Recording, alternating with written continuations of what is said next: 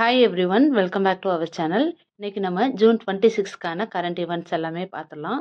இன்னைக்கு எக்ஸாம் ரிலேட்டடாக என்னென்ன நியூஸ் பேப்பரில் வந்திருக்கோ அதெல்லாம் அப்டேட் பண்ணிடலாம் வாங்க. அதுக்கு முன்னாடி நம்ம சேனல் இது வரைக்கும் சப்ஸ்கிரைப் பண்ணலன்னா சப்ஸ்கிரைப் பண்ணி சப்போர்ட் பண்ணுங்க.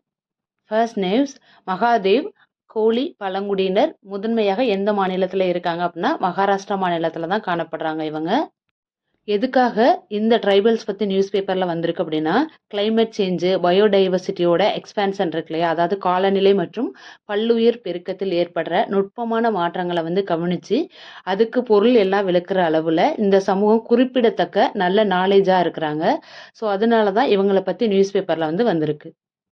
அது மட்டும் இல்லாமல் இந்த மகாதேவ் கோலி சமூகம் எப்படி இருக்காங்கன்னா, பல்வேறு நோய்களுக்கு சிகிச்சை அளிக்கிறதுக்கு 50க்கும் மேற்பட்ட உள்ளூர் மர இனங்கள் இருக்கு இல்லையா, மரங்கள் அதாவது ட்ரீஸ், அதெல்லாம் பயன்படுத்தி செழுமையான பாரம்பரிய சூழியல் அறிவை இவங்க வச்சுருக்காங்க. ஸோ அதனாலையும் இவங்களை பற்றி நியூஸ் பேப்பரில் இப்போ வந்திருக்கு. இப்போ இந்த ட்ரைபல்ஸ் மகாராஷ்டிராவில் மட்டும்தான் இருக்கிறாங்க அப்படின்னு சொல்லி ஸ்டேட்மெண்ட் கொடுத்தாங்கன்னா அது தவறான ஸ்டேட்மெண்ட்.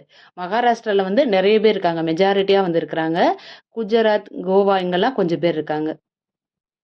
இப்போல்லாம் டிஎன்பிசியில் எந்த மாதிரி கொஸ்டின் கேட்குறாங்களாம், ஸ்டேட்மெண்ட்டாக கொடுத்துட்டு 1 ஒன்லி 2 ஒன்லி 1 and 2 அந்த மாதிரிலாம் கேட்குறாங்க இல்லையா. ஸோ இப்போ இதை எப்படி கேட்கலாம் அப்படின்னா, மகாதேவ் கோலி ட்ரைபல்ஸ் ஒன்லி மகாராஷ்டிராவில் மட்டும்தான் இருக்கிறாங்க, அந்த ஸ்டேட்டில் மட்டும்தான் இருக்கிறாங்க அப்படின்ற மாதிரி கொடுத்துருப்பாங்க. ஸோ அப்படி கொடுத்துருந்தா அது தவறான ஸ்டேட்மெண்ட்டு. முதன்மையாக மெஜாரிட்டியாக அங்கே நிறைய பேர் இருக்காங்க, குஜராத் கோவாலேயும் இருக்கிறாங்க. சரியா, அதை நோட் பண்ணிக்கணும். மகாராஷ்டிராவில் பர்டிகுலராக எந்த பிளேஸில் இருக்காங்கன்னு பாருங்கள். இவங்க ஒரு வனவாழ் சமூகத்தை சேர்ந்தவங்க. இவங்க முக்கியமாக வடமேற்கு தொடர்ச்சி மலை இருக்கு இல்லையா, அதாவது மேற்கு தொடர்ச்சி மலைகள் அங்கே தான் இருக்கிறாங்க. அகமது நகர் மாவட்டத்தில் அகோலே அப்படின்ற வட்டாரத்தில் ப்ராவின்ஸில் வசிக்கிறவங்களாக தான் இவங்க இருக்காங்க. நெக்ஸ்ட் இம்பார்ட்டன்ட் நியூஸ் பாருங்கள். பசுமை ஆஸ்கார் விருது இந்தியாவை சேர்ந்த 2 பேருக்கு கொடுத்துருக்காங்க. பர்வீன் மற்றும் பர்கா, இவங்க 2 பேருக்கு தான் கொடுத்துருக்காங்க. பர்வீன் ஷேக் அவங்களுக்கும் பர்கா ஷுப்பா அவங்க 2 பேருக்கும் தான் இந்த பரிசை கொடுத்துருக்காங்க. பசுமை ஆஸ்கார் என்று அழைக்கப்படும் மதிப்புமிக்க 2026ஆம் ஆண்டிற்கான விட்லி விருதுகளை இந்தியாவைச் சேர்ந்த என்விரான்மெண்டலிஸ்ட், அதாவது சுற்றுச்சூழல் ஆர்வலர்கள் 2 பேருக்கு இந்த பரிசை கொடுத்துருக்காங்க. அந்த 2 பேர் யாருன்னா பர்வீன் ஷேக் மற்றும் பர்கா ஷுப்பா, இவங்க 2 பேருக்கு தான் இந்த விட்லி விருதுகளை கொடுத்துருக்காங்க. அதாவது 2026க்கான விருதுகள். இந்த விருதுகளை யார் வழங்குறாங்க அப்படின்னா, லண்டனில் இருக்க ராயல் சொசைட்டி, அதாவது ராயல் புவியியல் சங்கத்தில் தான் பிரித்தானியா இளவரசி அன்னே அவங்க தான் இந்த விருதுகளை இவங்க 2 பேருக்கு கொடுத்துருக்காங்க. இவங்களோட சமூக அடிப்படையிலான பாதுகாப்பு பணிகளை பாராட்டி தான் இந்த விருது வழங்கப்பட்டிருக்கு. இந்த பர்வீன் ஷேக் என்னென்ன பண்ணியிருக்காங்க பாருங்க. சம்பல் மற்றும் கங்கை நதிக்கரைகளில் அழிந்து வரும் இந்தியன் ஸ்கிம்மர் அப்படின்னு அழைக்கப்படுற ஆற்று பறவை இனத்தை பாதுகாக்கிற பணியில் ஈடுபட்டதுக்காக தான் இந்த விருதை கொடுத்துருக்காங்க. இது எப்படி யாரோட பார்ட்டிசிபேஷனோட இது பண்ணியிருக்காங்க அப்படின்னா, லோக்கல்ல உள்ளூர் மக்கள் இருக்காங்கல்ல, அவங்கள வச்சு தான் இதை பார்ட்டிசிபேட் பண்ண வச்சு உள்ளூர் மக்கள் எல்லாத்தையும் சேர்த்து கூடு காவலர்கள் அப்படின்ற ஒரு அமைப்பை உருவாக்கி அந்த இந்தியன் ஸ்கிம்மர் அந்த பறவை இனத்தை அதோட இனப்பெருக்கத்தை காப்பாற்றுகிறதுக்கு இவங்க பெருந்துணையாக இருந்திருக்காங்க. இந்த கூடு காவலர்கள் மூலமாக, இந்த அமைப்பு மூலமாக என்ன பண்ணியிருக்காங்க அப்படின்னா, இவங்களோட முயற்சியால் 2017 வெறும் 400 மட்டும்தான் இந்த பறவைகளோட எண்ணிக்கை இருந்திருக்கு. இப்போ பார்த்தாங்கன்னா 1000க்கு மேலே அதிகரிச்சிருக்கு. இந்த இந்தியன் ஸ்கிம்மரை பாதுகாக்கிறதுக்காக தான் இவங்களுக்கு இந்த விருது கிடைச்சிருக்கு. இந்த விருது பெற்ற இன்னொருவர் யாருன்னா பர்கா சுப்பா. அவர் என்ன பண்ணியிருக்காரு அப்படின்னா, டார்ஜிலிங் மலைப்பகுதியில் அருகி வரும் இமயமலை, சாலமண்டர் மற்றும் ஈர நிலங்களை பாதுகாக்கிற முயற்சியில் ஈடுபட்டதுக்காக இந்த பரிசு வழங்கப்பட்டிருக்கு. பர்வீன் ஷேக் மற்றும் பர்கா ஷுப்பா இவங்க 2 பேருக்கும் தான் 2026ஆம் ஆண்டுக்கான விட்லி விருதுகள் வழங்கியிருக்காங்க அப்படின்றது உங்களுக்கு தெரியணும். பசுமை ஆஸ்கார் விருதுன்னு சொல்லிட்டு அது அழைக்கப்படுது. நெக்ஸ்ட் இம்பார்ட்டன்ட் நியூஸ் என்னன்னா, சர்வதேச பெரிய பூனைகள் கூட்டணி இருக்கு இல்லையா, அதில் வங்காளதேசம் இணைஞ்சிருக்காங்க. இந்த பங்களாதேஷ் 27வது உறுப்பு நாடாக இதில் இணைஞ்சிருக்காங்க. சிங்கம், புலி, சிறுத்தை உள்ளிட்ட 7 பெரிய பூனை இனங்களை பாதுகாக்கிறதுக்காக சுந்தரவன காடுகளில் வாழ்கிற ராயல் பெங்கால் டைகர் இருக்கு இல்லையா, அதையும் பாதுகாக்கிறதுக்காக முக்கிய நோக்கமாக வச்சு உருவாக்கப்பட்ட அமைப்பு தான் இந்த சர்வதேச பெரிய பூனைகள் கூட்டணி. இதோட ஹெட் குவார்ட்டர்ஸ், அதாவது தலைமையகம் எங்கே இருக்குது அப்படின்னா புதுடெல்லியில் தான் அமைஞ்சிருக்கு. இதோட நோக்கம் என்னன்னு பாருங்க. பெரிய பூனை இனங்களின் வாழ்விடங்களை பாதுகாத்தல், சட்ட விரோத வனவிலங்கு வேட்டையாடுதல் இருக்கு இல்லையா, அதை தடுத்தல் மற்றும் நாடுகளுக்கு இடையான தொழில்நுட்ப ஒத்துழைப்பை மேம்படுத்துறது, இதெல்லாம் தான் இந்த அமைப்போட நோக்கமாக இருக்கு. இந்த சர்வதேச பெரும் பூனைகள் கூட்டமைப்பு இருக்கு இல்லையா, அது வந்து எப்போ தொடங்கியிருக்காங்க அப்படின்னா, இந்திய பிரதமர் நரேந்திர மோடி அவர்கள் 2023ஆம் ஆண்டு ப்ராஜெக்ட் டைகர் அந்த திட்டத்தோட 50வது ஆண்டு விழாவும் போல தான் இந்த கூட்டமைப்பை வந்து தொடங்கியிருக்காங்க. ப்ராஜெக்ட் டைகர் அப்படின்ற ப்ராஜெக்ட் எப்போ வந்து ஸ்டார்ட் பண்ணியிருப்பாங்கன்னா 1973ல தான் வந்து ஸ்டார்ட் பண்ணியிருப்பாங்க. அதோட 50th ஆனிவர்சரி அப்போ தான் வந்து நரேந்திர மோடி அவர்கள் 2023ஆம் ஆண்டு இந்த கூட்டமைப்பை வந்து நிறுவியிருக்காங்க. உலகில் 7 முக்கிய பெரிய பூனை இனங்களை பாதுகாக்கிறதுக்காக இந்தியாவால் தொடங்கப்பட்ட ஒரு அமைப்பு தான் எது அப்படின்னா சர்வதேச பெரிய பூனைகள் கூட்டணி. நெக்ஸ்ட் இதை பற்றின டீட்டெயில்ஸ் பார்த்துடலாம். புலி, சிங்கம், சிறுத்தை, பனி சிறுத்தை, ஜாகுவார், பூமா மற்றும் சிறுத்தை இந்த 7 இனங்களை வந்து பாதுகாக்கிறதுக்கு தான், இதோட வாழ்விடங்களை மேம்படுத்துறதுக்காக தான் இந்த அமைப்பு வந்து உருவாக்கியிருக்காங்க.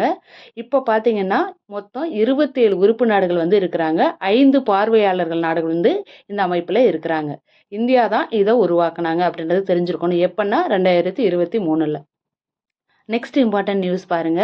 அந்தியோதயா அன்ன யோஜனா திட்டம். இது நியூஸ் பேப்பர்ல இன்னைக்கு ஏன் வந்திருக்கு அப்படின்னா வந்து இந்த யோஜனா திட்டத்துக்கு கீழே ஒரு குடும்பத்துக்கு 35 கிலோ வந்து வழங்குறதுக்கு பதிலாக ஒரு நபருக்கு 7 கிலோ அப்படின்ட்டு கணக்கிட்டு வழங்கலாம் அப்படின்னு சொல்லிட்டு மத்திய அரசு வந்து ஒரு புதிய மசோதா வந்து முன்மொழிஞ்சிருக்காங்க. இந்த யோஜனாவுக்கு கீழே வந்து 35 கிலோ அரிசி இது வரைக்கும் கொடுத்துட்டு இருக்காங்க. இதுக்கப்புறமா இந்த திட்டத்துக்கு கீழே தனிநபர் எண்ணிக்கை அடிப்படையின் கீழே ஒரு நபருக்கு 7 கிலோ உணவு தனியாக வழங்கலாம் அப்படின்னு சொல்லிட்டு திட்டமிட்டு இருக்காங்க. ஒரு குடும்பத்தில் எத்தனை பேர் இருக்காங்களோ அதுக்கேற்ற மாதிரி கொடுக்குற மாதிரி, அதாவது அதிகபட்சமாக 35 கிலோ வரைக்கும் மட்டும்தான் இருக்கும் அந்த உணவு தானியத்தை வந்து கொடுப்பாங்க. இப்போ ஏன் தனிநபர் அடிப்படையில் கொடுக்குறாங்க அப்படின்னா, ஃபார் எக்ஸாம்பிளுக்கு ஒரு குடும்பத்தில் 2 பேர் 3 பேர் இருக்காங்க அப்படின்னா ஒரு நபருக்கு 7 கிலோ அப்படின்ற பட்சத்தில் வந்து கொடுப்பாங்க. அதிகபட்சமாக பார்த்தா 35 கிலோவுக்கு மேலே கொடுக்க மாட்டாங்க. அந்தியோதயா அன்ன யோஜனா அப்படின்னு என்னன்னு சொல்லிட்டு பார்த்தலாம். இந்திய அரசால் ஏழை மக்களுக்காக கொண்டு வரப்பட்ட ஒரு உணவு பாதுகாப்பு திட்டம் தான் இந்த அந்தியோதயா அன்ன யோஜனா அப்படின்றது. ஏழ்மையில் மிகவும் பின்தங்கி இருப்பாங்கல்ல அந்த குடும்பத்துக்கு மாதந்தோறும் தலா 35 கிலோ உணவு தானியங்களை மிக குறைந்த மானிய விலையில வழங்குறதுக்காக கொண்டு வந்ததா இந்த யோஜனா.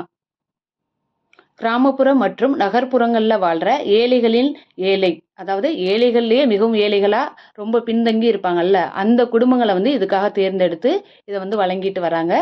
இதில் முதியவர்கள், விதவைகள் மற்றும் மாற்றுத்திறனாளிகள் இவங்களுக்கு வந்து முன்னுரிமை அளிக்கப்படுது.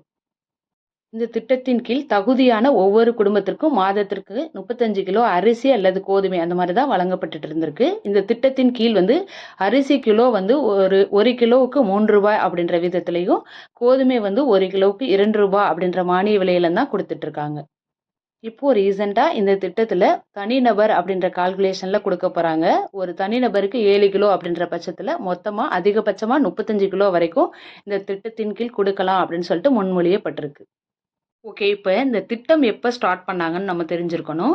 அந்தியோதயா அன்ன யோஜனா திட்டம் டிசம்பர் 25, 2002 அன்னைக்கு தான் தொடங்கப்பட்டிருக்கு. இது ஒரு உணவு பாதுகாப்பு திட்டம்.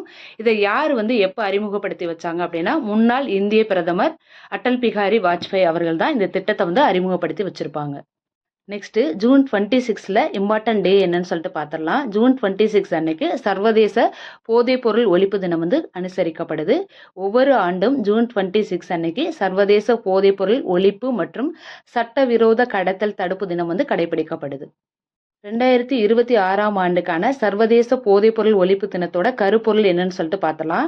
உலக போதைப்பொருள் பிரச்சனை, நீடித்த சிக்கல்கள், புதிய சவால்கள், புதுமையான பதிலளிப்புகள். இதுதான் இதோட கருப்பொருளா வந்து இந்த இயருக்கு இருக்கு.